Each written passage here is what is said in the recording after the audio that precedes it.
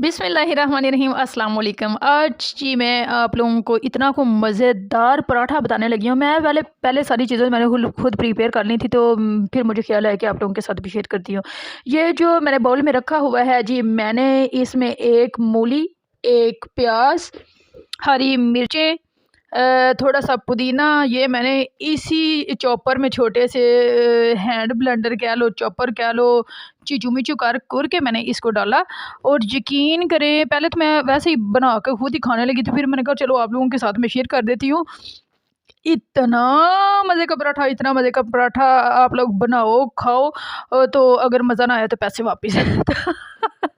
अब उसके बाद मैंने क्या किया, एक शिमला मिर्च पड़ी हुई थी, तो उसे भी मैंने ना इसमें डाल के ना, तो ये मैं चीचू-मीचू कर रही हूँ। इसको अच्छे से आपने चीचा-मीचा कर लेना है।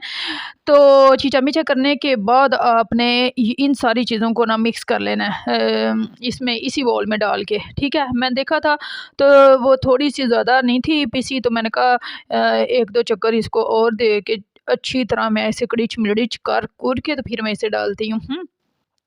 तो मेरी एक बहन है, कल उन्होंने मुझे कहा कि बाजी आपने कपड़े तो दिखा दिए, लेकिन आपने सही से बताया नहीं है कि कैसे आए, कब आए, कहाँ से आए, कितने में आए।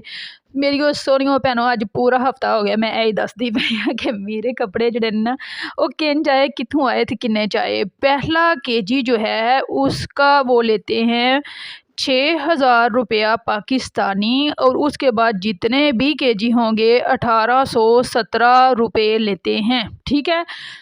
जितने केजी आप बढ़ाती जाएँगी आपको फ़ायदा होता जाएगा। बाकी आप खुद समझदार हैं कि आपने क्या करना है। 2, 3, 4 बहनें अगर आप इधर हैं तो आप मिला के बहुत ज़्यादा मँगवा सकती हैं और आपको कम कॉस्ट में पड़ जाएगा।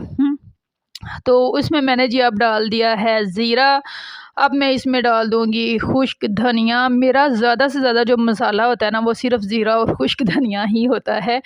और मैंने इसमें कोई 7-8 सब्ज़ मिर्चें जो है ना वो मैंने क्रिच-मिरिच करके डाल दी हैं, क्योंकि मैं जो है ना रेड मिर्चें नहीं डालने वाली। मुझे सब्ज़ मिर्चों का जो मतलब टेस्ट होता है ना, वो बहुत ही अच्छा लगता है। ये छोटी-छोटी हैं, लेकिन जितनी छोटी हैं इतनी ही तेज़ हैं। तो मैंने बस वही डालनी है।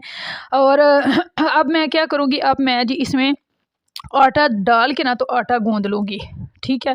पहले मैंने सोचा था इसको रोटी के अंदर लगाऊँगी, लेकिन मुझे लग रहा था कि रोटी के अंदर लगाना थोड़ा-सा मुश्किल हो जाएगा। और मैं जो पाकिस्तान में भी मेरी अम्मी ऐसे करती थी, सारी चीज़ें आटे में डाल के आटा गूँध के, तो हम उसे कहते थे मिस्सी रोटी।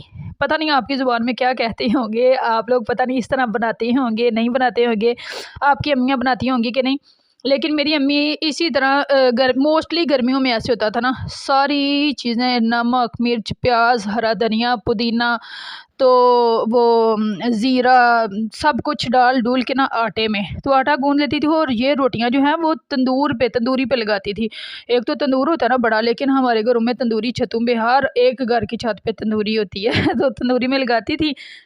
और फिर जो हम लस्सी और दही के साथ मज़े से खाते थे तंदूरी रोटियां नू तू मक्खन दे नाल चोपड़ के। तो हम क्योंकि देसी लोग हैं, जट लोग हैं, सीधे सादे लोग हैं, तो सीधे सादे साडे खाने सन। हमारे खानों में ना बर्गर, ना पिज़्ज़ा, ना शवारमा, ना कुछ भी, दूर दूर तक इनका नामो निशान भी नहीं था।